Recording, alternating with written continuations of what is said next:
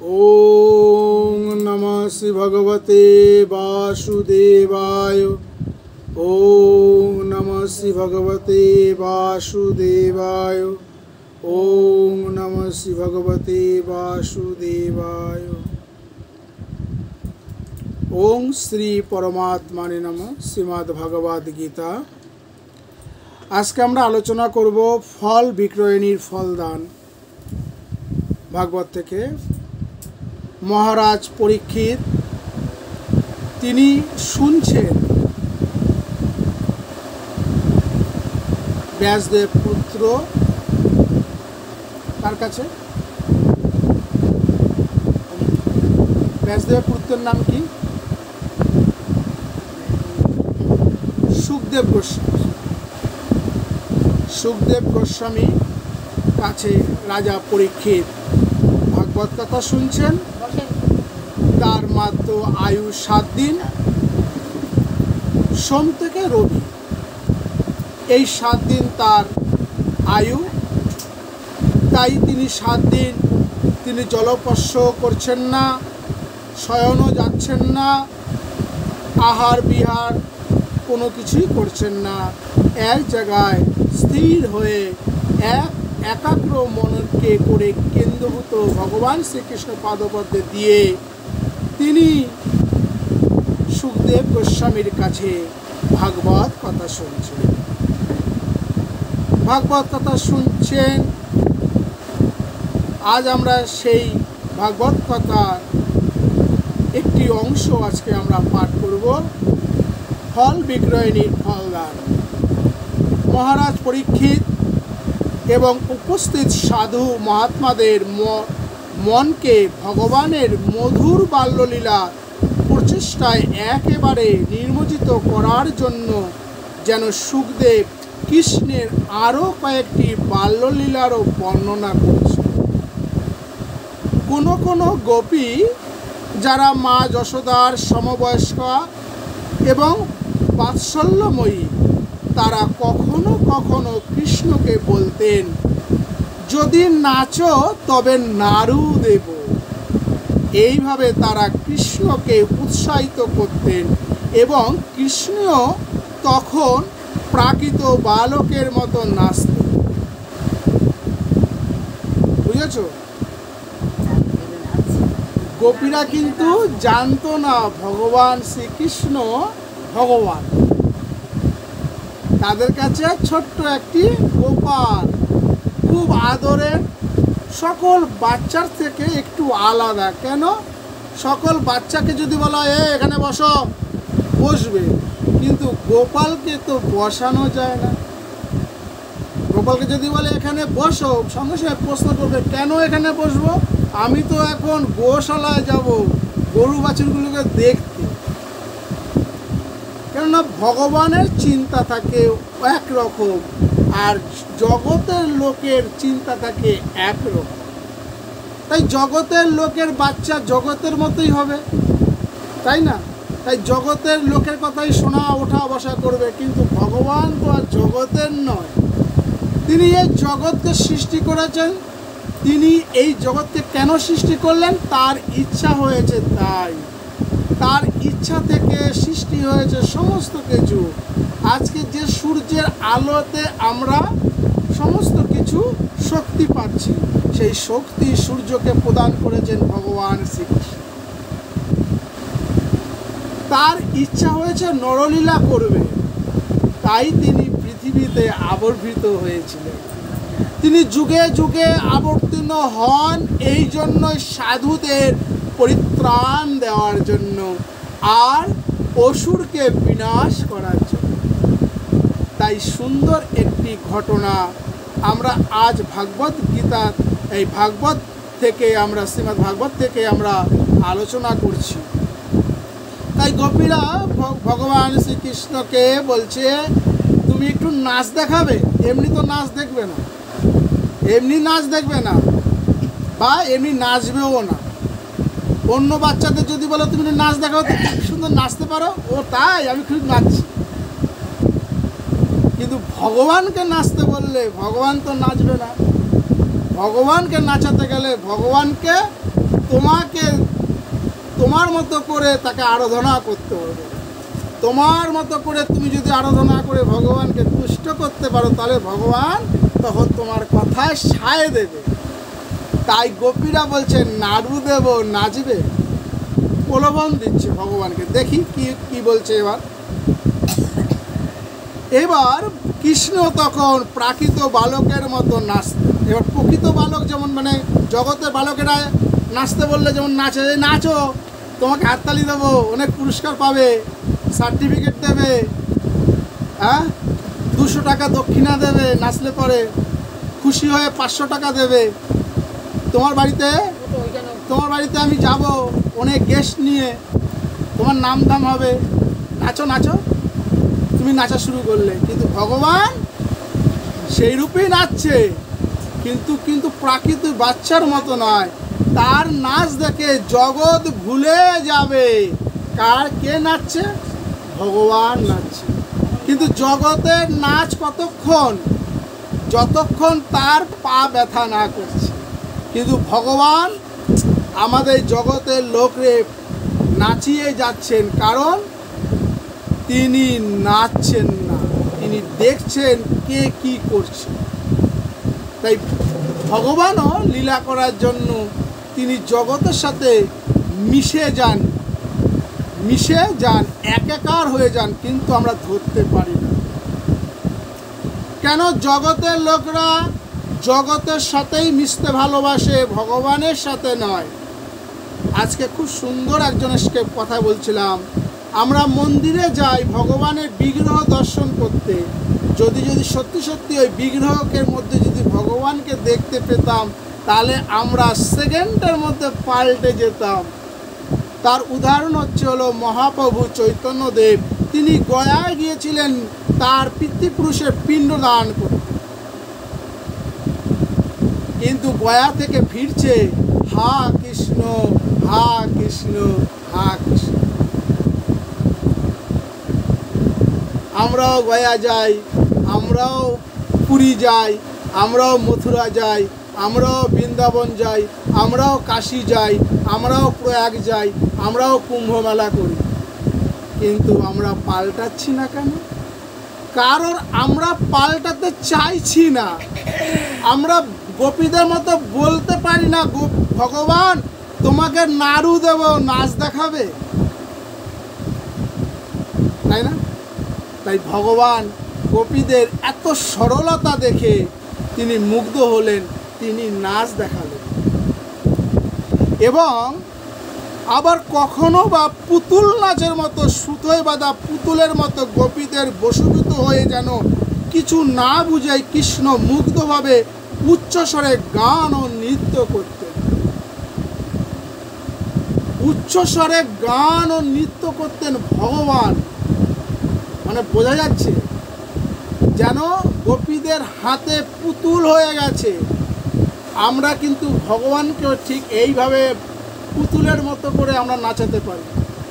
কীভাবে পুতুল নাচাতে পারি?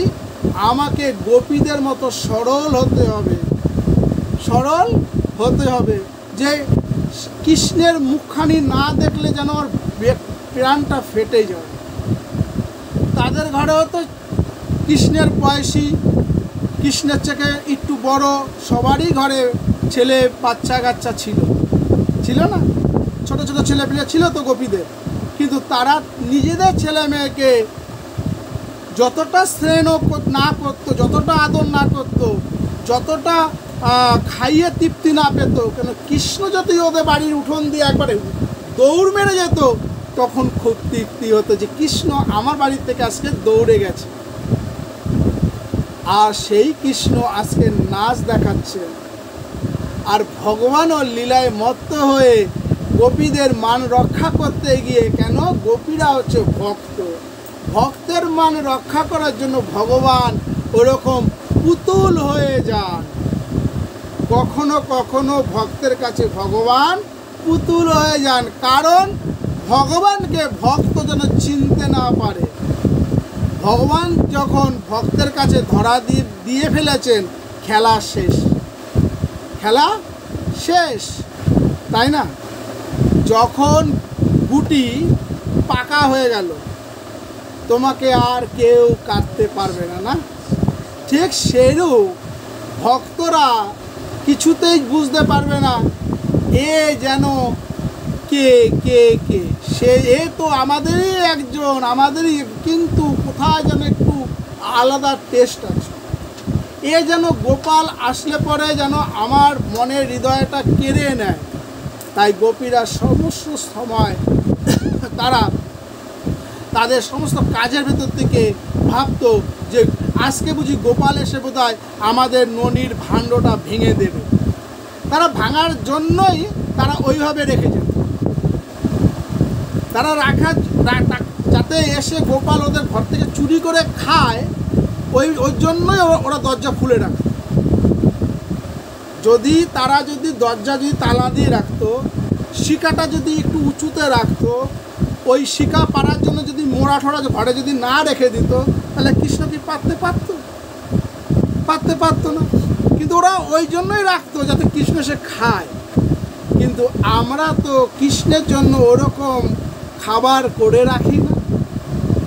আমরা যখন নাড়ু বানাই, গুনে গুনে নাড়ু বানাই, আমাদের পরিবারের কয়জন আছে আর কয়জন ভক্ত আজকে আসবে, কাঁধে বাড়িবে, প্রসাদ দিতে হবে, সেই বুঝে নাড়ুগুলো পাকানো হয়। 2-4টা বেশি হলে পরে বয়মে ভরে রেখে দিই বা ফ্রিজে রেখে দিই, পরে আবার কেউ আসলে পরে তাদের খাওয়া। তাহলে গোপালের জন্য কোথায় বানালাম? তাই গোপালের জন্য বানাতে হবে। গোপালকে বলতে হবে, গোপাল আজকে নাড়ু বানাবো, খাবে তো? আমাকে কিন্তু তোমাকে নাচ দেখাতে।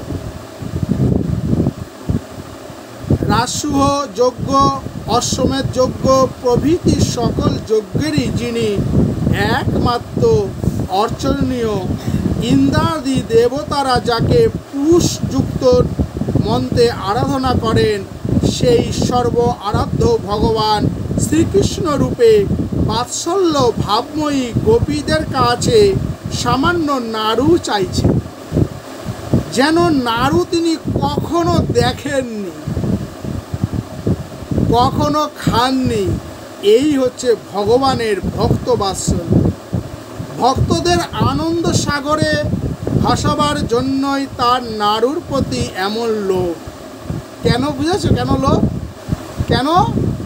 তোমার বাড়িতে আজকে জন্মাষ্টমী হচ্ছে, এতকাল তো হয়নি, এবছর অনেক বড় করে কেন হচ্ছে? ভগবানের ইচ্ছা হয়েছে এই বছর তোমার বাড়িতে বড় করে ধুমধাম সহকারে তার গুরু বৈষ্ণব ভক্তরা, তার ভক্তরা সবাই আসবে। আবার কেউ ভগবানের প্রসাদ পাওয়ার জন্যও আসবে। তার জন্য তোমার বাড়িতে বড় করে ধুমধাম আয়োজন হচ্ছে।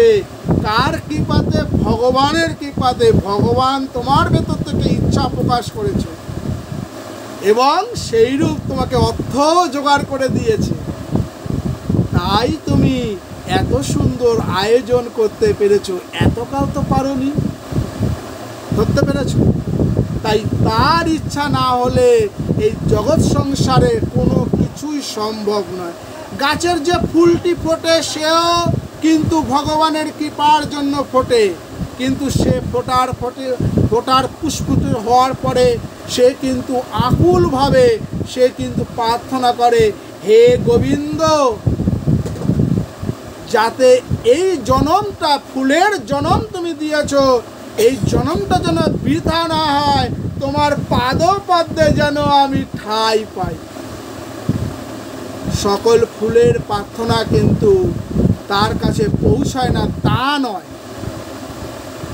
কিছু কিছু ফুলের তার কর্মগুণে, তার কামনা বাসনার পূর্ব জন্মের সুকৃতর ফলে সে ভগবান চরণে অবশ্যই ঠাঁই পায়।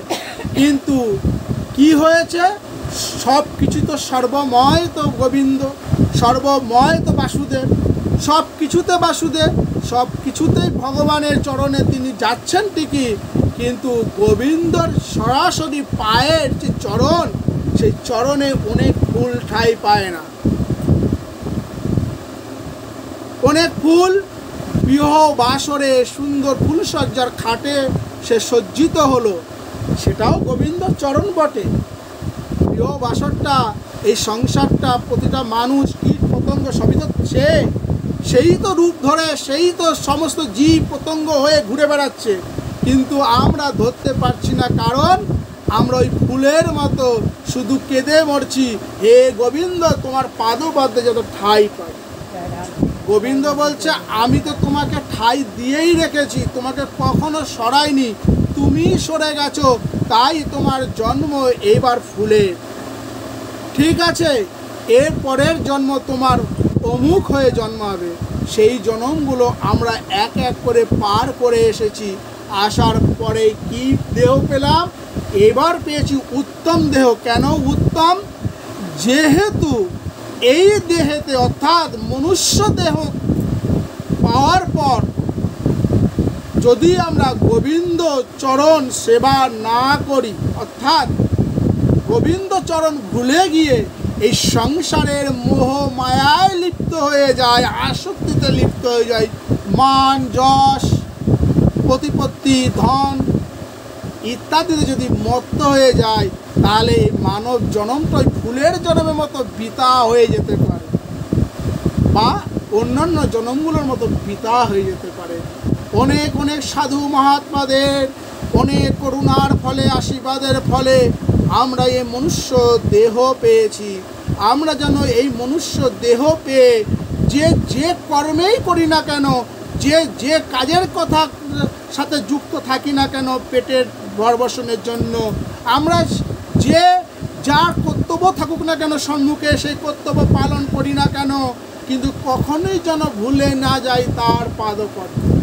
ঠাকুর শ্রীরামকৃষ্ণ খুব সুন্দর একটি কথা বলছেন, তুমি কি খাচ্ছ, কি মানে পড়ছো, মানে বসন, আর কি কর্ম কাজ করছো, কোনো কিছুই ভগবান দেখেন না।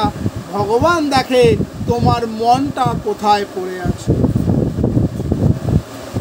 মনটা কোথায় পড়ে আছে। তাই গোপীরা সর্বদা ভগবান গোপালের দিকেই মনটা দিয়ে রাখতো। তাই তারা বলছেন নাড়ু খাবে গোপাল, কিন্তু নাচ দেখাতে হবে। তাই তিনি কখনো দেখেননি, কখনো খাননি এমন নয়।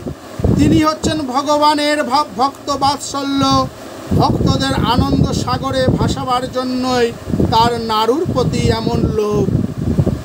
গোপীদের বাৎসল্য প্রেমে ভগবান এমনই বাধা পড়েছেন যে তাদের ইচ্ছা মতো কৃষ্ণ কখনো উচ্চস্বরে গান করতেন, কখনো নৃত্য করতেন, আবার কখনো বা গোপীদের কথা মতো নানা ফাই ফরমাসও খাটেন। ফাই ফরমাস খাটেন। আমরা যখন বৃন্দাবন যাই, ঘরে তালাটা মারি আর বলি গোবিন্দ ঘরটা রক্ষা কর। গোবিন্দ সত্যি সত্যি কিন্তু ঘরটা রক্ষা করেন না। আর যদি দেখা যায় গোবিন্দ যদি না রক্ষা করতে পেরেছে, মানে অর্থাৎ তোমার ঘরে ডাকাতি বা চুরি হয়ে গেছে, তুমি বৃন্দাবনে গেছো, এই ফাঁকে চোর তালা ভেঙে তোমার সম্পত্তি লুট করে নিয়ে গেছে, তখন তুমি কি করবে? বৃন্দাবন থেকে এসে বলবে হে গোবিন্দ তুমি আমার ঘরটাকে রক্ষা করতে পারোনি। এখানে হচ্ছিল আমাদের চিন্তাধারার ভুল। সাধু মহাত্মারা কি বলছে? তুমি যখন তালা মেরেছিলে তখন বলেছিলে হে গোবিন্দ ঘরটা পাহারা দিও। তুমি যাচ্ছ কোথায়? বৃন্দাবনে। কার কাছে? গোবিন্দর কাছে। তাহলে ঘরটা থাক কি না থাক, হ্যাঁ, ঘরে কি আছে না আছে, অত মোহ মায়া নিয়ে তুমি বৃন্দাবনে গেছো, গোবিন্দকে তুমি কি পাবে? ঠিক আছে, তুমি তো একটা মন নিয়ে গেছো, ভগবান তো শুধু মনটা দেখে। গোবিন্দ তখন এসে কি করলো? ঘরটা পাহারা দেওয়ার জন্য বসে। এবার তুমি কি করেছো? তুমি তো বৃন্দাবনে গেছো, আবার ওখানে গিয়ে সাধু মহাত্মা সারাদিন হরির নাম, ওখানে সমস্ত সাধু মহাত্মাদের সমস্ত মুখ নিঃসৃত মধুর বাণী শুনে তুমি মনটা জাগতিক থেকে উঠে গিয়ে অনেক উচ্চভূমিতে উঠে গেল, উচ্চভূমিতে উঠে গিয়ে নাম সংকীর্তনে মেতে উঠলে। এবার ভগবান তোমার মনটা দেখছে, এই তো আর কিছু নেই, এখন আমাকে ডাকছে। ভগবান সঙ্গে সঙ্গে তোমার ঘর ছেড়ে দিয়ে চলে যাবে বৃন্দাবনে।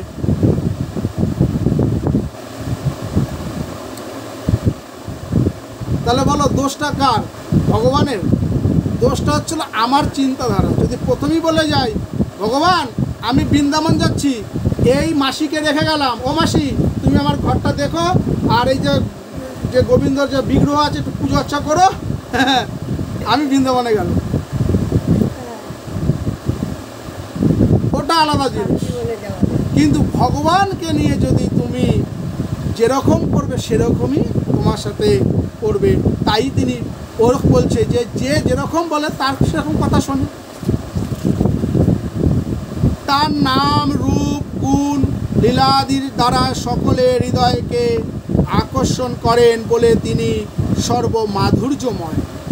ঐশ্বর্য জ্ঞাননিষ্ঠ ভক্তরা শ্রী ভগবানের ঐশ্বর্য দেখেই মুগ্ধ। তারা ভগবানের মাধুর্যের খোঁজ রাখেন না। আবার যারা সখ্য, বাৎসল্য, মধুর ভাবের ভক্ত, তারা ভগবানের মাধুর্য রসেই মশগুল হয়ে থাকে। ভগবানের ঐশ্বর্য তাদের চোখেও পড়ে না। ভগবানের মাধুর্য রসে আকৃষ্ট হয়ে গোপীরা চোখের সামনে ভগবান শ্রীকৃষ্ণের বহুবিধ ঐশ্বর্য লীলা দেখেছেন। যেমন পুতনাবধ, শটকা অসুর বধ, যমা অর্জুন ভজন, কালীয় দমন, গোবর্ধন ধারণ, এইসব দেখেও তারা কৃষ্ণকে ভগবান বলে বুঝতে পারেন। বুঝতে পেরেছ? ভগবান যদি তোমাকে না বোঝান আমি ভগবান, তাহলে আমাদের কোনো সাধ্য নেই তাকে বোঝাবার। তার লীলা দেখেছেন, লীলা দেখার পরও তারা চিনতে পারছেন না এ ভগবান। বুঝতে পেরেছ? এত কিছু দেখার পরেও।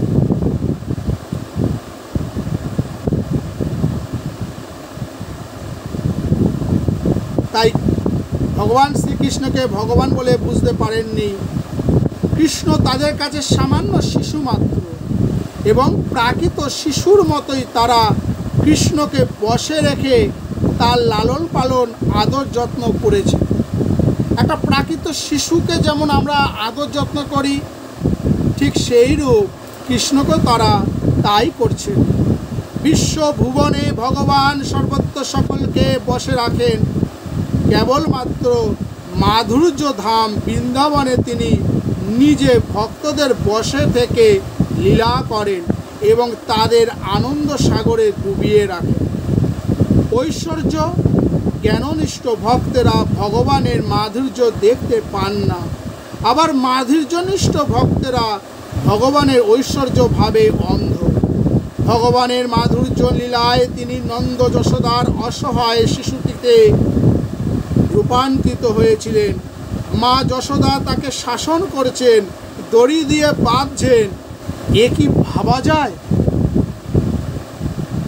যার কৃপা কটাক্ষে জীবের ভববন্ধন ছিন্ন হয়, সেই তাকেই মা যশোদা বাঁধছেন। এই হচ্ছে মাধুর্য প্রেমের ঘনীভূত রূপ। এই প্রেমের কাছে ভগবান ছোট হয়ে ভক্তের আজ্ঞাবহ হন। এই অবস্থায় ভক্ত আনন্দ সাগরে হাবুডুবু খেতে থাকে। ব্রজধামে সকলেই কর্মবেশী, মাধুর্য ভাবের সাধক। নামবন্ধন লীলায় যশোদার মাধুর্য ভাব এবং কৃষ্ণের প্রেমা অধীনতার কথা বিশেষভাবে বলা হয়েছে। এছাড়াও তো সেখানে বহু লোক ছিলেন যারা গোপ জাতীয় নন, যারা নিষ্কুল জাত। সুখদেব এইবার এই রকম একজন নিজ বংশজাত স্ত্রী লোকের মাধুর্য ভাব মাত্র দুটি শ্লোকে বর্ণনা করেছে। ভাগবত গীতায় খুব সুন্দরভাবে এই শ্লোকটি পরিবেশন করা হয়েছে। বলছে, নন্দ ভবনের পাশে রাজপথ থেকে এক ফল বিক্রয়িনী যাচ্ছেন। তিনি ফল বিক্রি করছেন, মাথায় ফলের ঝাঁকা। তিনি ফল বলছেন, ফল নেবে গো, ফল কিনবে গো, ফল।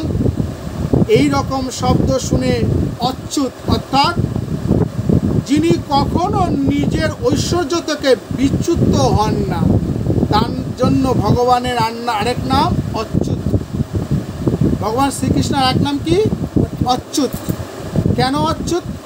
অচ্যুত এই জন্য যিনি ঐশ্বর্য থেকে কখনো বিচ্যুত হয় না। আমরা নিজের ঐশ্বর্য থেকে বিচ্যুত হয়ে যাই, তাই এই জন্য আমাদের নাম কিন্তু অচ্যুত।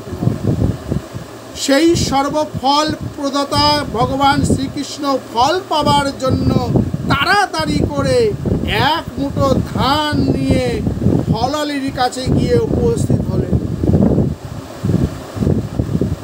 কেন? ভগবান শ্রীকৃষ্ণ লীলা করতে এসছেন এই নরধামে, এই নর মানে মানুষের মধ্যে। তাই মানুষরা যেভাবে যেরকম আচরণ করে তাকে তো সেরকম আচরণ করতে হবে। সে দেখেছেন কিছু কিনতে গেলে কিছু দিতে হয়, তাই সে ফলালির কাছে, ফলালি যেমন হচ্ছে ফল কিনবে গো, ফল বলছে দাঁড়াও ফলালি, ফলালি দাঁড়াও, আমি আসছি, তোমার আর ফল বিক্রি করতে হবে না, আমার কাছে যে ফল আছে সেই ফল তোমাকে দেব, যা পেলে তোমাকে আর কোনোদিনও ফল বিক্রি করতে হবে না। ভগবান আসছেন, সে দু মুঠো দুটো ধান তুলেছেন। ভগবান শ্রীকৃষ্ণের খেলা সখীরা তখন পর্যন্ত নন্দভবনে এসে পৌঁছায়নি। যখন এই ঘটনা ঘটছে, তার যে সহচারীরা ছিল, যাদের সাথে খেলাধুলা করত, তারা সেই গোপ বালকরা তার কাছে এসে তখনও পৌঁছায়নি। এবং মা যশোদাও গৃহকর্মে অন্যদিকে ব্যস্ত ছিল। মা যশোদাও গৃহকর্মে মানে গৃহের কাজে অন্যদিকে ব্যস্ত ছিলেন। সুতরাং কৃষ্ণ উঠানে রাখা ধান নিয়ে একা একাই খেলা করছিলেন। সেই সময় ফল কিনবে গো এই আওয়াজ শুনেই ভগবান শ্রীকৃষ্ণ ফল পাওয়ার জন্য এক মুঠো ধান নিয়ে রাস্তায় গিয়ে উপস্থিত হলেন এবং ফলালিকে বললেন, আমি তোমার ফল নেব। মুঠো করে তাড়াতাড়ি ধান নিয়ে যাবার সময় কৃষ্ণের আঙুলের ফাঁক দিয়ে ধানগুলো পড়ে গেল। ফলালি যখন কৃষ্ণের শূন্য হাত ফলে ভরে দিল, হঠাৎ ফলালি দেখলো যে তার ফলের ঝুড়ি নানাবিধ রত্নে পূর্ণ হয়ে গেছে।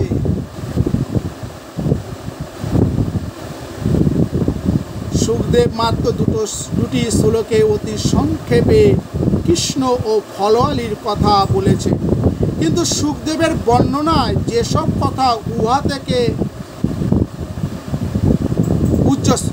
ক্ষমা করবেন, কিন্তু সুখদেবের বর্ণনায় যেসব কথা উজ্জ থেকে গেছে, রসিক ভক্তরা তা এইভাবে বর্ণনা করেছে। কি বর্ণনা করেছেন ভাগবতে?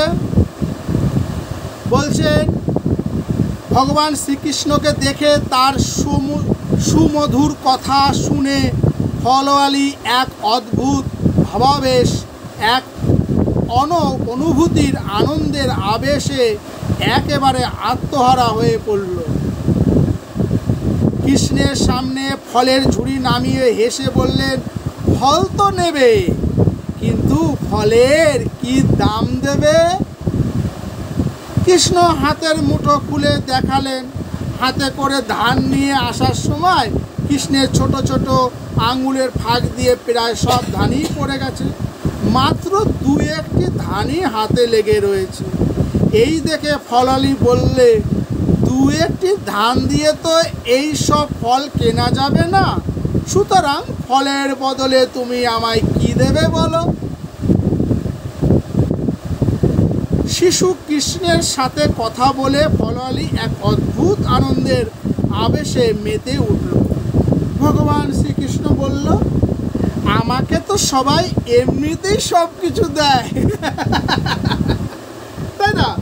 বাচ্চাদের তো সব কিছু দেয়, লাড্ডু খাবে, নাড়ু খাবে, না না নাড়ু খাবে, এই খাবে, মালপোয়া খাবে, নুনি খাবে, না কত কিছু এমনি দেয়, আর তুমি আমাকে ফল দেবে না? তাও ধান নিয়ে এসে পড়ে গেছে, আমার কি দোষ?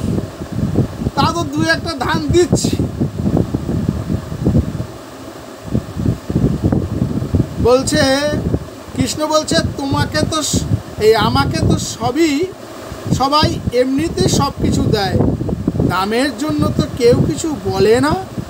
আমার মা, এই ধরুন আমার মা, আমাদের প্রতিবেশীরা আমাকে কত ক্ষীর, ননি, মাখন খেতে দেয়, তারা তো প্রতিদানে কিছু চায় না, তবে তুমি দাম চাইছো কেন? কৃষ্ণের কথা শুনে তাকে দেখে ফলালির এক অদ্ভুত ভাবান্তর হলো। তাই তো, তার চোখ দিয়ে অঝরে জল পড়তে লাগলো, তার ভিতরে সুপ্ত বাৎসল্য ভাব যেন জেগে উঠল। ফলালি বললে, তুমি যেমন ক্ষীরননি খাবার জন্য তোমার মাকে মা বলে ডাকো, তার কোলে উঠে সেই রকম তুমিও আমাকে একবার মা বলে ডাকো। একবার আমার কোলে ওঠো, তাহলে আমার সমস্ত ফলই তোমায় দেব, চিরদিন তোমার মায়ের দাসী হয়ে থাকব। ফলালির ফলের ওপর কৃষ্ণের অত্যন্ত লোভ হয়েছে, তাই ভাবলেন ওকে একবার মা বলে ওর কোলে উঠলে যদি ও এতগুলো ফল আমায় দেয়, তবে ওকে একবার মা বলতে এবং ওর কোলে উঠতে দোষ। ঠিক সেইভাবে আমাদের সমস্ত কর্মফল, আমাদের সমস্ত কিছু কর্মফল তাকে দিতে হয়, তাকে দিয়ে ফলালির মতো বলতে হয়, আমি তোমাকে কি আমার সমস্ত কর্মফল তোমাকে প্রদান করছি, তুমি আমায় কি দেবে? ঠাকুর শ্রীরামকৃষ্ণদেব শেখাচ্ছেন কিভাবে ফলালির মতো আমাদের ফল প্রদান করতে হয়। বলছে তার রাঙা দুটি চরণে নিজেকে সমর্পণ করে দাও, দিয়ে বলো, এই নাও মা গো, এই নাও আমার পাপ, এই নাও আমার পুণ্য, এই নাও আমার ইচ্ছা, এই নাও আমার অনিচ্ছা, আমার সমস্ত কিছু তুমি নাও, সমস্ত ভার তুমি গ্রহণ করো, কিন্তু শুদ্ধ আমাকে কি দাও? তোমার শুদ্ধ ভক্তিটা দাও। আমায় কি দাও? শুদ্ধ ভক্তি দাও। ফলানি কি বলছে? আমাকে একবার মা ডাকো। আর ভগবান কি বলছে? আমাকে তোমার সমস্ত কর্মফল আমাকে প্রদান করো, আমি তোমাকে কি দেব? তোমাকে শুদ্ধ ভক্তি দেব। আমরা যেন সর্বদা সেই ঠাকুর শ্রী রামকৃষ্ণের কথাটা স্মরণ রাখি, যেন আমরা ভগবানের কাছে শুদ্ধ ভক্তি ছাড়া যেন অন্য কিছু না চাই। ঠিক সেই সময় ফলালি যখন বলল, আমার কোলে ওঠো, আমাকে মা ডাকো, ভগবান ঠিক সেই রূপ মনটা দেখেন, আমাকে ভক্ত কিভাবে ডাকছেন তাকে সেইভাবেই প্রদান। কোনো ভক্ত বলে, ভগবান আমি না খুব কষ্টে আছি, জানো আমার ঘর থেকে জল পড়ে, দেখো তোমার আসন ভিজে যায়, তোমাকে ঠিকমতো সেবা করতে পারি না। দেখা যায় সেই ভক্তের বাড়ি কয়েকদিন পরেই পাকা বাড়ি হয়ে গেছে। কিন্তু খেয়াল রাখতে হয়, খুব সাবধান। ভগবানের কাছে শুদ্ধ ভক্তি চেয়ে অন্য কিছু চেলে পরে কি হয়, যাতে ভগবানের ডাক বিনষ্ট না হয়। তাই ঠাকুর শ্রীরামকৃষ্ণ বলছেন, সর্বদা শুদ্ধ ভক্তি ছাড়া অন্য কিছু যাচনা করো না। এই জগতে তুমি যা কিছু যাচনা করবে সব কিছু যেন বিনাশ হবে তা নয়, তোমার মন সরে যাবে। তাই রামপ্রসাদ, সাধক রামপ্রসাদ গাইছে মায়ের কাছে, মা আমি রাজা হতে চাই না, আমি যাতে তোমার পাদপদ্মে সর্বদা চিন্তা করতে পারি, সেই জন্য আমার রাজা হওয়ার বাসনা নেই। কিন্তু একটা বাসনা আছে, কি? আমি সাংসারিক, আমার দুটি কন্যা আছে, আমার সহধর্মিণী আছে, তোমার নিত্য সেবা আছে, অনেক তোমার ভক্তরা আত্মীয় স্বজনরা, পরিজনরা, লোকজন এই বাড়িতে যাওয়া আসা করে, তাদের যাতে দুমুঠো কাঁসার থালায়, কাঁসার বাটি, কাঁসার গ্লাসে খেতে দিতে পারি, অর্থাৎ যাতে গিয়ে না বলে যে রামপ্রসাদের বাড়িতে গেলাম, এত কালী ভক্ত আমাকে কলা পাতায় খেতে দিয়েছে।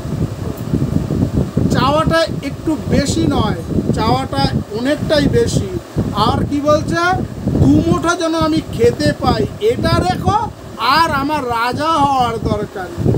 কেন, রাজাও দুমুঠো খায়। রাজার বাড়িতে গেলে হয়তো পিতলের বা কাঁসার থালে খেতে না দিলেও, রাজার বাড়িতে হয়তো সোনার থালে বা হীরের থালে বা রূপোর থালে খেতে পারছো ঠিকই, মানুষকে খাওয়াচ্ছে ঠিকই, কিন্তু রাজার মন পড়ে থাকে ঐশ্বর্যের ভেতরে। তাই রানী রাসমণি যখন মন্দির তৈরি করছেন, ঠাকুর শ্রীরামকৃষ্ণ সেই পাদ গ্রহণ করেননি। বলেছিলেন, তার রামকুমার গিয়ে দেখছে যে কোথায় গেল আমার ভাই খেপা গদাধর। সে গিয়ে দেখছে সে মন্দিরে এক চাতালে বসে গুড় আর মুড়ি খাচ্ছে।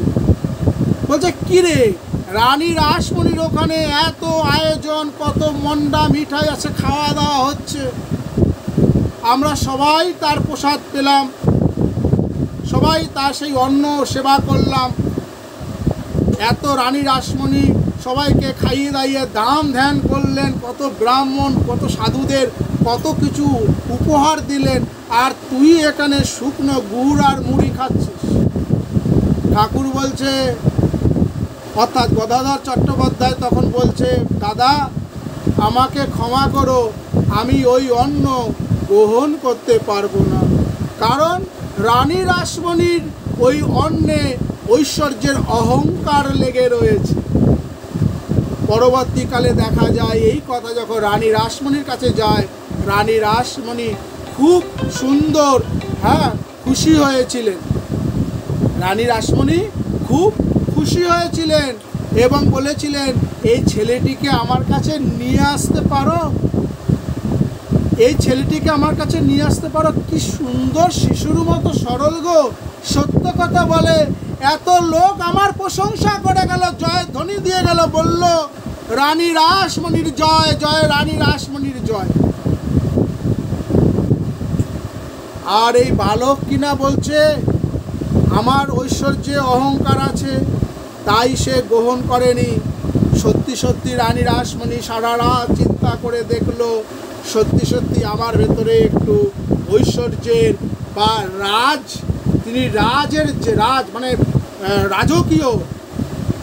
রাজকীয় যে গুণ সেগুলো প্রবাহিত হয়েছে, শতগুণ ছিল না। ঠাকুর ভগবান শ্রীকৃষ্ণ এই শতগুণের অধিকারী হতে বলেছিলেন অর্জুনকে, তুমি সতেতে আসো।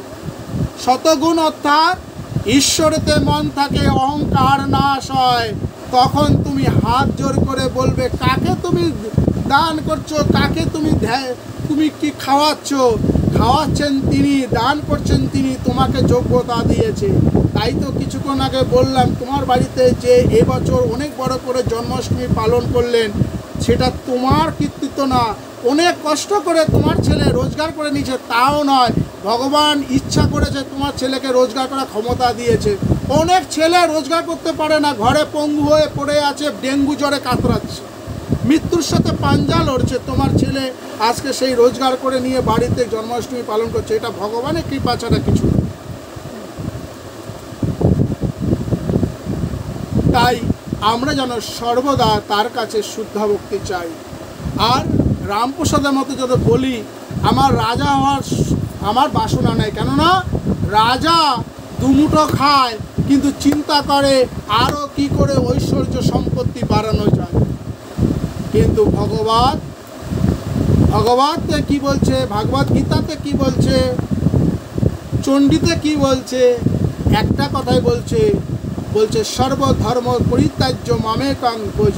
বলছে সমস্ত কিছু ধর্ম পরিত্যাগ করে আমার ভজনা করো, আমার শরণ হও, আমাকে তুমি তুমি আমার আরাধনা করো, অর্থাৎ ভগবানের শরণাপন্ন হও।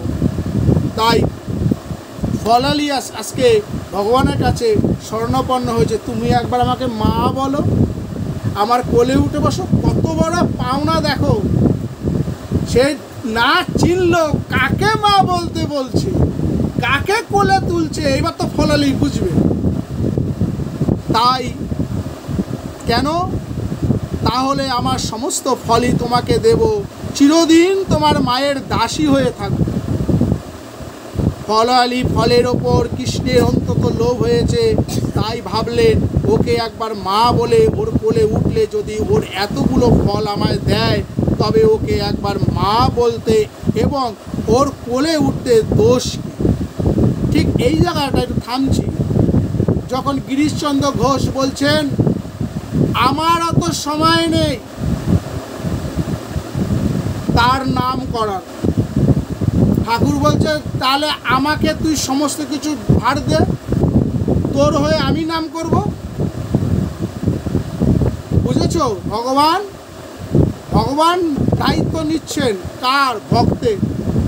গিরিশচন্দ্র ভাবছেন ভালোই তো হলো, আমার সমস্ত কিছু তাকে দিয়ে দেব।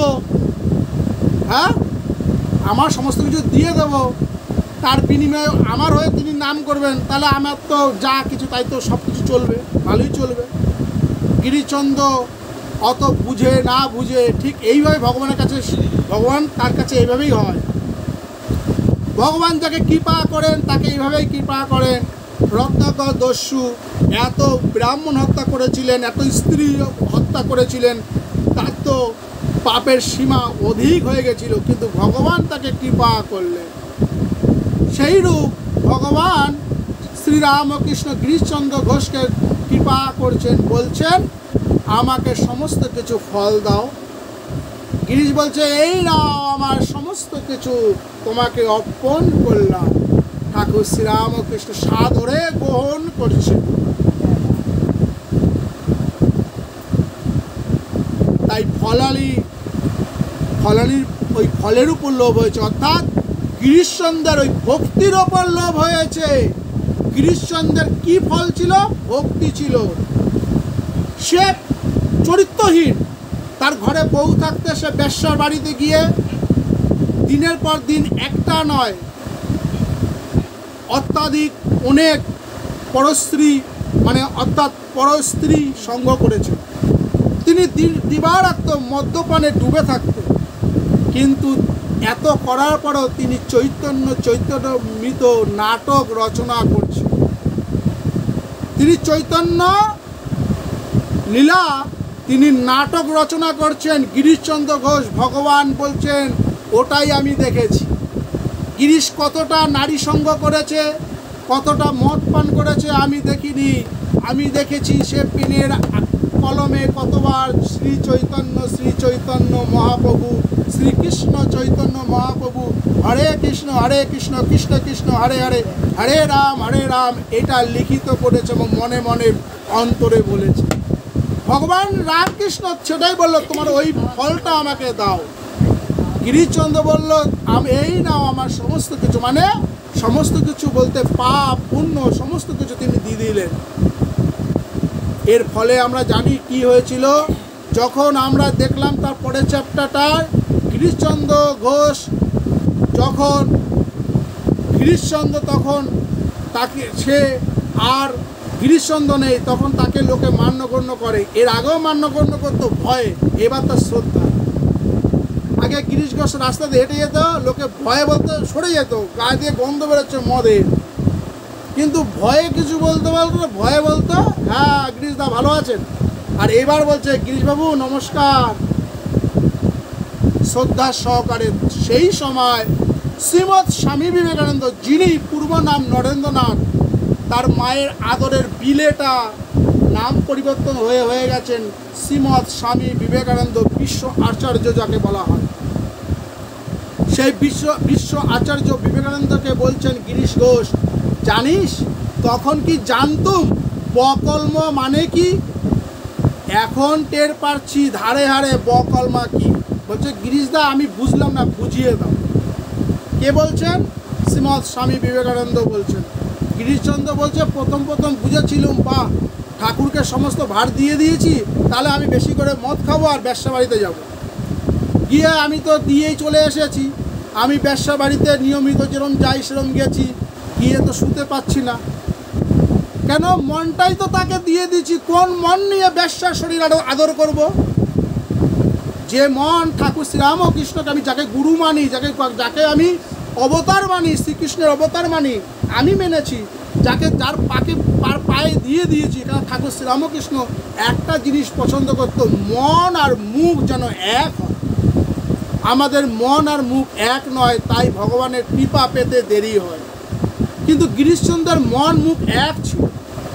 তিনি চরিত্রহীন হতে পারেন, তিনি মাতাল হতে পারেন, কিন্তু তিনি মন মুখে এক ছিলেন। তিনি ঠাকুরকে বলেছেন আমি দিয়ে দিয়েছি তোমাকে। তাই গিরিশ সেই মন নিয়ে আর ব্যবসা বিছনায় শুতে পারছেন না, মদ্যপান করতে যাচ্ছেন, পারছেন না। কোন মন নিয়ে খাবো? যে মন আমি তাকে দিয়ে দিয়েছি, আমার মনই তো নেই। কোন শরীরটাকে আমি যত্ন করব, আদর দেব? এই শরীরটা তো তাকে দিয়ে দিয়েছি, সমস্ত কিছু তাকে প্রদান করেছি। গিরিশ দাস আর তারপর থেকে ব্যবসা বিছনায় যেতে পারলেন না, আর তারপর থেকে আর মদ্যপান করতে পারলেন না। এই ইতিহাস আমরা অনেকে জানি, অনেকে জানি না। তাই ফলানি বলছে আমাকে একবার মা ডাকো, আমার কোলে বসো। তাই বুঝুই না বুঝি ভগবানের সাথে যদি সম্পর্ক হয়ে যায়, সেকেন্ডের মধ্যে পাল্টে যায়। রত্নাকর বাল্মীকি হয়ে গেল। তাই ভগবান শ্রীকৃষ্ণ বলছেন ও তো আমাকে আমার মার কাছ থেকে কেড়ে নিয়ে যাবে না, তার ওপর তো ও আমার মায়ের দাসী হতেই চাইছে। সুতরাং ওকে মা বলে ওর কোলে উঠলে কোনো দোষ হবে না। এইভাবে চিন্তা করে ভগবান শ্রীকৃষ্ণ এদিক ওদিক তাকিয়ে দেখলে যে কেউ কোথাও নেই। এই সুযোগে সে ফল আলীকে মা বলে ডেকে তার কোলে উঠে তার কৃতার্থ করলে। এইদিকে শ্রীকৃষ্ণের মুখে মা ডাক শুনে তার কোল পেয়ে ফল আলী আনন্দে আতিশয্যে একেবারে দিশাহারা হয়ে পড়লেন। হবেই তো, যাকে এক মুহূর্ত ধ্যানে দর্শন করার জন্য কত মুনি ঋষিরা যুগ যুগ ধরে তপস্যা করেন, সেই সচ্চিদানন্দ বিগ্রহ ভগবান শ্রীকৃষ্ণকে ফল আলী নিজের বুকের কাছে পেয়েছে। সুতরাং আনন্দে তাকে দিশাহারা হতেই হবে। শুধু কি তাই, বাকি জীবনটাই তার এক সুন্দর, অতি সুন্দর স্মৃতির আনন্দে ভেসে চলবে। যাই হোক, ফল আলীর সেই উচ্ছ্বাস একটু প্রশমিত হলে কৃষ্ণ তার কোল থেকে নেমে দুই হাত পেতে বললেন, এবার আমায় ফল দাও। আমি তো তোর সমস্ত ভার নিলাম, তোর হয়ে আমি কৃষ্ণ নাম করব, তা তুই সমস্ত কিছু আমায় দে। তাই ভগবান শ্রীকৃষ্ণ সেই রূপ ফলালিকে বলছে, আমি তো তোমাকে মা বলেছি, তোমার কোলে উঠেছি, এবার ফল দাও। ফলালি আনন্দে আত্মহারা হয়ে তার ঝুড়ি উজাড় করে সমস্ত ফল কৃষ্ণের হাতে দিয়ে দিল। ফল নিয়ে কৃষ্ণ ধীরে ধীরে বাড়ির মধ্যে চলে গেলেন, আর ফলালি এক দৃষ্টিতে কৃষ্ণের চলার দিকে চেয়ে রইল। কৃষ্ণ তার চোখের আড়াল হতেই ফলালির সামনে থেকে সেই পরিদৃশ্যমান জগৎ যেন লুপ্ত হয়ে গেল। সঙ্গে সঙ্গে তার হৃদয়ে জীবন্ত হয়ে ফুটে উঠল কৃষ্ণের আনন্দিত সুন্দর মূর্তি। তার ফল চাওয়া, তার মা বলে ডাকা এবং তার কোলে ওঠা, এই সব চিন্তায় বিভোর হয়ে ফলওয়ালি যেন এক দিব্য বাৎসল্যভাবে দিশারা হয়ে চলতে লাগলো। কোথায় যাচ্ছে, কেন যাচ্ছে, কিছুরই ঠিক নাই। হঠাৎ তার মনে হলো তার শূন্য ঝুড়িটা যেন খুব ভারী হয়ে বোধ হচ্ছে। ঝুড়ি নামিয়ে দেখলো সে তার শূন্য ঝুড়িটা নানাবিধ মণিমাণিক্যে পরিপূর্ণ হয়ে গেছে। গিরিশ ঘোষ তো ঠাকুরকে সমস্ত গীত দিয়েই চলে গেল নিশ্চিত হয়ে, তাহলে তো ভালোই। ধীরে ধীরে যখন তিনি দেখলেন তার মনটা পাল্টে গেছে, তার বিবেক পাল্টে গেছে, চেতনা পাল্টে গেছে, তার চরিত্র যেন পাল্টে যাচ্ছে। এই যেন কীরকম গিরিশ ঘোষ, কিরম গিরিশ ঘোষ পারছে না আর সেই ব্যবসার বিছনায় গিয়ে সেই আতিশয্যের আনন্দে আত্মহারা হতে পারছে না, মদিরায় ফোয়ারায় মদের সেই পেয়ালায় মুখ ঠেকাতে এ কোন গিরিশ ঘোষ পাগলের মতো ছুটে আসলো ঠাকুরের কাছে। ঠাকুর ঠাকুর তুমি আমায় কি করলে? ঠাকুর বলছে, কি করেছি রে শালা? শালা কথার অর্থ বোকা, শালা কথার অর্থ গালাগালি নয়। ঠাকুর বলছে, কি হয়েছে রে শালা, অর্থাৎ কি হয়েছে রে বোকা? কেন ছোট ছোট ছেলে মেয়েদের আমরা আলাদা বলি না বোকা ছেলে, তাই ঠাকুর বলতো শালা। বলছে আমি তো কিছু করতে পারছি না। ঠাকুর বলছে, আমি কি জানি, তুই তো সময় দিয়েছিস। ফলালি সেই অবস্থা, ফলালি দেখছে মাথার ঝাঁকা ভারী হয়ে গেছে, সে ফলের ঝাঁকাও নামিয়ে দেখছে কত রত্নে পরিপূর্ণ। ফলানি আশ্চর্য হয়ে ভাবল, এ কি আবার কি, আমি তো বনবাসিনী, আমার ঝুড়িতে এত ধনরত্ন কোথা থেকে এলো? আমি তো চরিত্রহীন, আমি তো মদ খাই, আমি গিরিশ ঘোষ, আমার ভেতরে এত সাধুভাব কোথা থেকে আসলো? আমার ভেতরে এত সাধুভাব কোথা আসলো? কিরে, আমার হরিনাম করতে ইচ্ছে করছে, আমার হরিনাম করতে ইচ্ছে করছে। ঠাকুর ঠাকুর আমার আমার কি করলে? তাই ফলালি ভাবছে, আমার ঝুড়িতে এত ধনরত্ন কোথা থেকে এলো? সঙ্গে সঙ্গে তার হৃদয়ে দিব্য জ্ঞানের উদয় হলো। অনুভব করলো যে স্বয়ং বালরূপী ভগবানই তার সাথে এইভাবে খেলা করেছেন। তখন সে কাঁদতে কাঁদতে বলতে লাগলো, হে হৃদয় সুন্দর, আমি গরিব, জ্ঞানহীন, ফল বিক্রি করে জীবন ধারণ করি, তাই মোহের বশে তোমার কাছেও ফলের দাম চেয়েছিলাম। ফলের আমি গিরিশ ঘোষ, চরিত্রহীন, লোকে আমার চরিত্রহীন নিয়ে কথা বলে, আমি মদে ডুবে থাকি, নারী সঙ্গ করি। আমার ভেতরে এত এত প্রেম কোথা থেকে আসলো ঠাকুর? ও ঠাকুর, তোমাকে না দেখলে আমার ভালো লাগে না, তোমার কাছে না আসলে ভালো লাগে না, তোমার এই সুমধুর হাসি না দেখলে আমার ভালো লাগে না। তুমি আমায় কি করলে ঠাকুর? আমার তো জ্ঞান নেই, আমার তো ভক্তি নেই, আমার তো বিবেক নেই, আমার মান নেই, যশ নেই, খ্যাতি নেই, কিছু নেই, সব হারিয়ে গেছে। ঠাকুর তুমি আমাকে ভালোবেসেছো কেন ঠাকুর? তুমি কি জন্য আমাকে ভালোবেসেছো? ফলালি সেই রকম আত্মহারা করে বলছেন, আমি গরিব, আমি জ্ঞানহীন, ফল বিক্রি করে জীবন ধারণ করি, তাই মোহের বশে তোমার কাছে ফলের দাম চেয়েছিলাম। তাই গিরিশ ঘোষ বলছে, আমি বুঝতে পারিনি যে তোমাকে সমস্ত কিছু দিয়ে দেওয়ার ফল হয় এর পরিণত কি হবে। তাই কি তুমি তুচ্ছ মণিরত্ন দিয়ে আমার ফাঁকি দিতে চাইছো? এইবার ধরেছে আসল জায়গায়। তুচ্ছ মণিমাণিক্য দিয়ে আমাকে কি করছো? ফাঁকি দিতে চাইছো। গিরিশ ঘোষ বলছে, তুমি আমাকে শুধু ওই বেশ্যাবাড়ি আর মদ পান থেকে বিরত রাখতে চাইছো, কিন্তু তা তো আমি আর কিছুতেই হতে দেব না।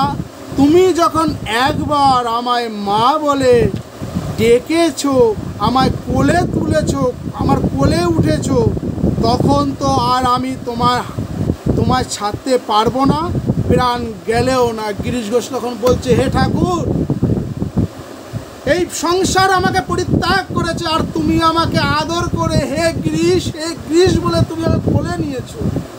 এই ঘরে যখন সাধু সন্তরা, যখন সাধু বৈষ্ণবরা তোমার ভাগবত কথা শুনতো, আমি যখন মদ খেয়ে মাতলামি করতে করতে তোমার কাছে ছুটে আসি, সবাই যখন নাকে কাপড় দেয়, সেই তোমার আঁচলে কাপড় দিয়ে তুমি আমার মুখটা মুখটা মুছিয়ে দিয়ে বলো, গিরিশ আজ একটু বেশি খেয়ে ফেলেছিস, বস মার প্রসাদ খাস।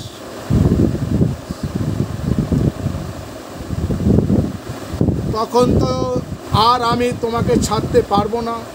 তাই গিরিশ বলছে, ঠাকুর তোমাকে আমি আর ছাড়বো না, প্রাণ গেলেও না।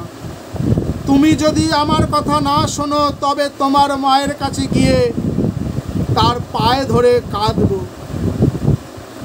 যেন তিনি আমার তার দাসী করে রাখেন, তাহলে তোমাদের অঙ্গনের এক পাশে দাঁড়িয়ে তোমার মধুর বাল্যলীলা দেখি জীবন সার্থক করি।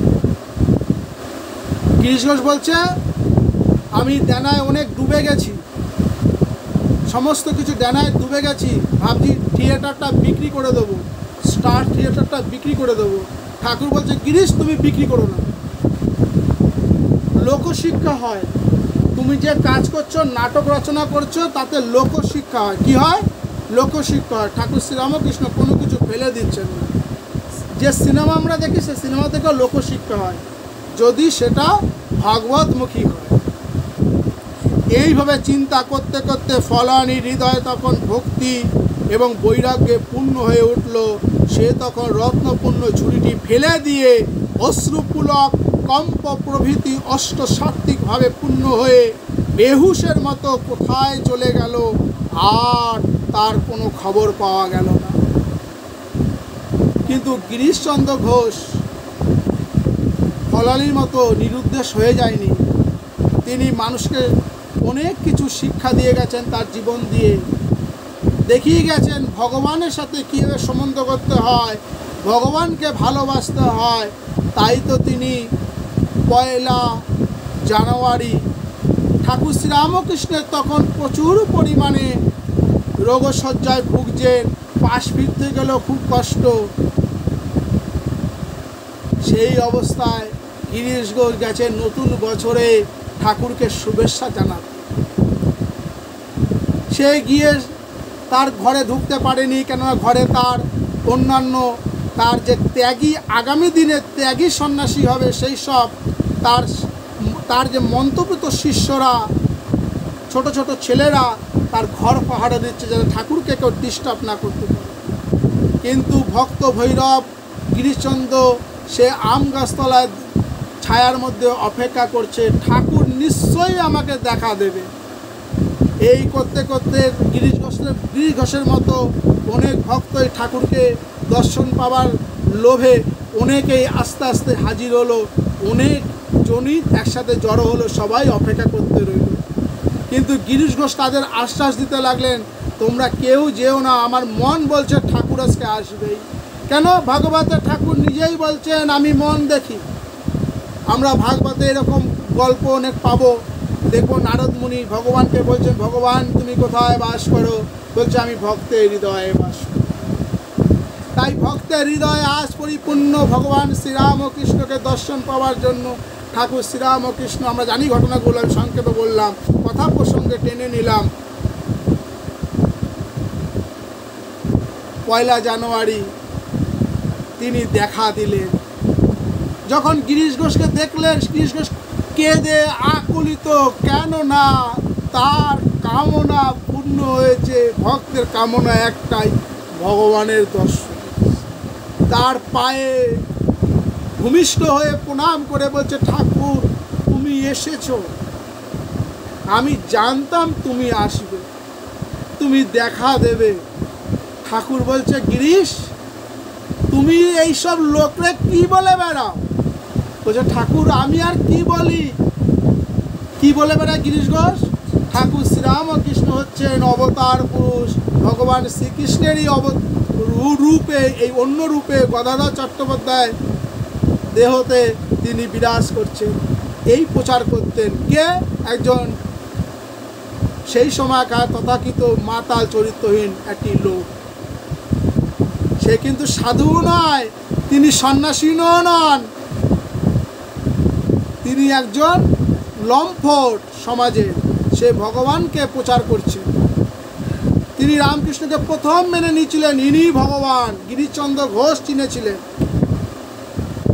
নরেন্দ্রনাথ দত্ত তখন চেনেননি। তিনি আসা যাওয়া করছেন, কিন্তু পূর্ণভাবে চিনতে পারেননি ঠাকুর শ্রীরামকৃষ্ণ তিনিই ভগবান শ্রীকৃষ্ণ, কিন্তু মাতাল চিনে নিয়েছে। তাই ঠাকুর বলছেন, গিরিশ তুই এত লোকরে বলে বেড়াস আমার নামে? তা গিরিশ খুব সুন্দর একটা কথা বলেছিলেন, হে ঠাকুর তোমার কথা আমি আর কি বলিব? গীতা, ভাগবত, কত পুস্তক, বেদ বেদান্তে মুনি ঋষিরা যার ইহাতা করতে পারেনি। আমার এই পাপনিষ্ঠ মুখ, কেন এই মুখ দিয়ে কত লোকে গালাগালি, তোমাকেও গালাগালি করেছি, এই পাপ মুখে তোমার নাম আর কি বলবো, তোমার বর্ণনা আমি আর কি করবো। ঠাকুরের ভক্তি শুনে এবং মন মুখে বলছে না, ঠাকুরের কাছে বললো হ্যাঁ ঠাকুর তুমি ভগবান, আর পেছনে গিয়ে বলছে লোকটা খুব বদমাস, বদমাস, ভালো ফায়দা তুলেছে, বসে বসে ভালোই খাচ্ছে, ওরম ধরনের ছিল না। সে দিবারাত্র রামকৃষ্ণ নামেই করেছে, জগতে রামকৃষ্ণের দর্শন করেছে। তাই তিনি যা সত্য বলে মেনেছেন সেই সত্য প্রচার করছেন। কে মানলো না মানলো, ঠাকুর তখন একটা কথা বললো খুব আপ্লুত হয়ে, তোমাদের আর কি বলি, তোমাদের কি আশীর্বাদ দিই, এই বলে আশীর্বাদ দিই তোমাদের চৈতন্য হোক। অর্থাৎ আমাদের বিবেক যেন জাগ্রত হয়। কিসে জাগ্রত হয়? এই সংসারে যা কিছু আছে কোনো কিছুতে যত মন আসক্ত না হয়, একমাত্র ভগবান শ্রীকৃষ্ণের চরণে যেন আমার মন আসক্ত। তাই ভগবানের চরণ ছাড়া যদি আমার মন যদি অন্যদিকে ধাবিত হয়, তাহলে বুঝতে হবে আমি কিন্তু চৈতন্য হয়নি। পরীক্ষা করতে হয়, মিষ্টি খেতে হয়। আচ্ছা, আমার কি মিষ্টির প্রতি আসক্তি আছে? একটু বেশি খেয়ে দেখি তো। যেদিন দেখবো মিষ্টি ছাড়া আমার রাতে ঘুমিয়ে যাচ্ছে, তার মানে মিষ্টি আমার আসক্তি। চা ছাড়া আমার ঘুমিয়ে আসে না, চা ছাড়া পটি হয় না, আমার বেডটি লাগবেই, তার মানে চায়ের প্রতি আসক্তি আছেই আছে, যেটা ছাড়া তোমার চলবে না।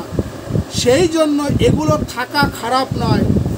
মহাত্মারা বলছে এগুলো থাক, শুধু মোড়টাকে ঘুরিয়ে দাও। তোমার চায়ের প্রতি, চা ছাড়া যেমন তোমার সকালে ঘুম ভাঙে না, চায়ের কথা না কানে কানে যদি গিয়ে তার তোমার বাড়ির লোকেরা যদি না বলে কি গো কিরে চা খাবি, ওর চা ঠান্ডা আছে, তখন ওঠো লাফিয়ে চা খাও। ঠিক সেইরূপ যখন ভগবানের নাম শুনতে শুনতে রমায় ঘুম ভাঙবে এবং ভগবানের নাম করতে করতে ঘুমোতে যাবে, তাহলে বুঝবে তোমার ভগবানের প্রতি আসক্তি যে চায়ে নয়। চা খেলাম না খেলাম তা কি হয়েছে, কিন্তু আমরা কি করি, চাটা লাগবে, ভগবান নয়। এই প্রসঙ্গে একটা কথা বলি, কথা বেশি বাড়াবো না, রাত অনেক হয়েছে। এখন বর্তমানে আমরা মায়াপুরে যে ইসকন মন্দিরটা দেখি, যে ইসকনের প্রতিষ্ঠাতা প্রাণ পুরুষ শ্রীল প্রভুপাদ, তিনি ছিলেন অতি ভক্ত লোক। তিনি গীতা ভাষ্য রচনা করছিলেন তার গুরু নির্দেশে ইংলিশে। তার একটি মেডিসিনের দোকান ছিল, তার গুরুর গৃহ ছিল বৃন্দাবনে। সে মাঝে মাঝে গুরুর টানে, ভগবদ গীতার টানে, ভগবান শ্রীকৃষ্ণের বাণী শ্রবণের জন্য তার গুরু সঙ্গ করতে বৃন্দাবনে যেত, এবং বৃন্দাবনে গুরু সঙ্গ করার পরে তার বাড়ির কথা ভুলে যেত। এটাই ভক্তের লক্ষণ। যিনি ভক্ত হবে তিনি কোনো তীর্থস্থানে গিয়ে বাড়ির কথা মনে থাকবে না। তীর্থস্থানে গিয়ে যদি বলি হ্যাঁ গো নাতি ঘুমিয়েছে, এই নাতির কি স্কুলে গেছে, তাহলে কিন্তু আমার হলো না, ভক্ত হতে অনেক দেরি, ভক্ত হতে অনেক দেরি। তাই আমাদের সর্বদা ভক্তির জন্য প্রার্থনা করতে হবে। তাই শ্রীল প্রভুপাদ যখন বৃন্দাবনের থেকে একদিন ফিরছিলেন, এসে দেখেন মেডিসিন দোকানটা লুটপাট হয়ে গেছে। অর্থাৎ যে কর্মচারীকে যে বিশ্বস্ত করে সমস্ত কিছু ছেড়ে চলে গেছিলেন রুটি রোজগারের জন্য, ওই মেডিসিন দোকানটাই তার ছিল, সেটাও তার লুটপাট হয়ে গেছে। কর্মচারী বলছে এই দোকান আর তোমার দোকান নেই। বলছে কেন? বলছে এই দোকানে যা কিছু ছিল সব চুরি হয়ে গেছে, শুধু ফাঁকা দোকানটা পড়েছে। দোকান নিয়ে তুমি কি করবে? এতকাল তোমার কাছে কাজ করেছি, দোকানটা আমার নামে করে দাও। প্রভুপাদ কি করলেন? চুপচাপ বসে কিছুক্ষণ ধ্যান করলেন, অর্থাৎ চিন্তা করলেন কি করা উচিত। কেন? সাধুর এটাই হওয়া উচিত, মাথা গরম নয়, সম্মুখে আমার কি আসছে। সে ভেতরে অন্তর্মুখ হলেন, দেখলেন প্রভুর ইচ্ছায় ভালোই হয়েছে, এই মেডিসিন দোকানটার জন্যই আমি বৃন্দাবন গুরুর গৃহ ছেড়ে চলে এসেছি। শালা এটাই আমার আসক্তি ছিল, ভালোই হয়েছে, নে তো তুই নিয়ে নে, যা খুশি কর বাবা, আমি চলে গেলাম, বেঁচে গেলাম, আমার নেই। আমার এখন কিছু নেই, আমি ভগবানের কাছে নাম করতে পারবো। আমরা কিন্তু এরকম, আমরা প্রভুপাদের কাছে যাই, ইসকনের দীক্ষা নেই, কিন্তু এরকম কিন্তু হতে পারবো না। এই কথাগুলো মারাত্মক। আমি এই কথাগুলো তোমাদের কেন বলি? তোমাদের নয়, আমার নিজের মনকে বলি, মনকে বারবার বলি, প্রভুপাদের মতো হও। প্রভুপাদ তখন ঘরে আসলো, এসে সমস্ত কথা তার স্ত্রীকে, পুত্রকে বললো। তার একটি ছোট্ট পুত্র ছিল, 6 থেকে 7 বছর বয়স, কি তার থেকে 2-1 বছর কম হতে পারে। তার স্ত্রী সব কথা শুনে, তার পরিজন সব কথা শুনে বলে, হায় হায়, এ কী করেছো, আমরা খাবো কি? বলছে, দেখো আমি জানি না প্রভু, তাই ইচ্ছা, বলে আবার সে বৃন্দাবন চলে গেছে। আবার যখন সে বৃন্দাবন ফিরছে, এসে তখন বাড়ি ফিরেছে, তাতে মেডিসিন দোকান নেই, বাড়ি ফিরেছে, এসে তাঁতি এসেছে, আসার পরে সে এসে খুঁজছে, তাঁতি করে খুঁজছে। কি খুঁজছে? তার সেই ভাষ্য, গীতার ভাষ্যগুলো লিখেছিল, পাণ্ডুলিপিগুলো খুঁজছে, পাচ্ছে না। এই এখানে ছিল, এখানে ছিল। ও বউ বলছে, ওই যে আবর্জনা কাগজপত্রগুলো কতগুলো, ওগুলো আবর্জনা কাগজপত্র কোথায়? ওগুলো তো আমি গীতার ভাষ্য লিখেছিলাম আমার গুরুর নির্দেশে, তিনি বলেছিলেন ইংলিশে গীতার ভাষ্য করতে, সেগুলো পড়েছি এতকাল, সে কত টিকা করেছি। ওই কাগজগুলো কোথায়? ও তো আমি বেচে দিয়েছি। কেন? ওটা বেচে আমি চা খেয়েছি। আরে ও তুমি ওর দাম নেই না, আমি চা খাবো কি করে? তোমার কিন্তু কিছু রেখে যাওনি। প্রভুপাদ বললেন, খুব সাধুর একটু রাগ হয়, কিন্তু বাইরে রাগ, ভেতরে নয়। সে বাইরে থেকে রাগ করে বলল, তোমার ওই চা খাওয়াটা বড় হলো? বলছে, হ্যাঁ আমার চা বড়। তাহলে আমার পরিশ্রম, আমার চিন্তা ভাবনা, আমি যে আমার গুরুর কথা, কোনো কিছু তোমার কাছে দাম নেই? বলে, না, কোনো কিছু দাম নেই, তোমার কোনো কিছু দাম নেই। ওই যে গীতা ভাষ্যটা শ্বশুরি কী হবে আমার? বলছি, সামান্য চায়ের জন্য তুমি আমার এত পরিশ্রম শেষ করে দিলে। আমার গুরুর যে শক্তি, গুরু শক্তি ছাড়া তো কেউ কিছু করতে পারে না, গুরু শক্তি নষ্ট করে দিলে। ঠিক আছে, তাহলে তুমি কি করো বলো, তুমি আমাকে চাও না ওই চা চাও? বলে, আমি চা চাই। প্রভুপাদের বউ, ভালো বোঝো, প্রভুপাদের স্ত্রী বলছে, আমার চা চাই। তার পরিজনরা বলছে, আমার চা চাই, আমার টাকা চাই, পয়সা চাই। কি হবে? ছেলে পড়াশোনা করছে, তুমি তো বৃন্দাবন গিয়ে বসে আছো। প্রভুপাদ বলছে, তাহলে আমাকে চাই না? আরে আমি আছি তো, আমি সমস্ত দেখবো, তুমি কি দেখছো? এই নিয়ে বস্ত্র শুরু হলো। প্রভুপাদ স্থির করলো, ঠিক আছে, আমি বৃন্দাবন থেকে গুরুর থেকে বৃন্দাবনে এখানে এসেছি, কি সুন্দর শ্রবণাং মঙ্গলাং গীতা ভাষ্যং আমি শুনছিলাম, আর এখানে এসে স্ত্রী ভাষ্যং শুনছি, এত গালিগালাজ আমায় দিচ্ছে, তিরস্কার করছে। তার মানে আমার এই বাড়ির প্রতি, স্ত্রী পুত্র, এই পরিজনের প্রতি আমার আসক্তি আছে। তাই গুরু ছেড়ে, গুরু এই গীতার ভাষ্য, গীতার শ্রবণাং মঙ্গলাং, ওই কথা ছেড়ে, তার গীতার বাক্য ছেড়ে আমি আজকে স্ত্রী কুবাক্য শুনলাম। ভালোই হয়েছে, প্রভুর তাই ইচ্ছা। আমি তাহলে, ওরা তো আমার চায় না, তাহলে আমি আজকে গৃহত্যাগ করলাম। এই প্রভুপাদ গৃহত্যাগ করলেন, এই প্রভুপাদ সন্ন্যাস নিলেন, তার বৃন্দাবনে চলে আসলেন, তার গুরুকে বললেন। তার জন্য আজকে ইস্কন। ভাগ্যিস প্রভুপাদের স্ত্রী সত্যি সত্যি তার পাণ্ডুলিপি বিক্রি করে চা খেয়েছিলেন, আর বলেছিলেন, চা দরকার, তোমাকে দরকার নেই। তার জন্য ইস্কন মন্দির তৈরি হয়েছে, তাই আছে লাখো লাখো ভক্তরা কৃষ্ণ নাম করতে পারছেন। তাই আমাদের জন্য এরকম যেন হয় যে তোমাকে দরকার নেই, আমার চাই দরকার আছে, তাহলে নতুন করে একটা ইস্কন মন্দির তৈরি হবে। বলো রাধে রাধে। জয় ভগবান শ্রীকৃষ্ণের বাল্যলীলা কি জয়, ভগবান শ্রীকৃষ্ণের মাধুর্য লীলা কি জয়, ভগবান শ্রীকৃষ্ণের প্রেম লীলা কি জয়, ভগবান শ্রীকৃষ্ণের বৃন্দাবন লীলা কি জয়, ভগবান শ্রীকৃষ্ণের মধুর লীলা কি জয়, ভগবান শ্রীকৃষ্ণের দাপর যুগ কি জয়, ভগবান শ্রীকৃষ্ণের যুগ যুগ অবতীর্ণ সমস্ত অবতারগণ কি জয়।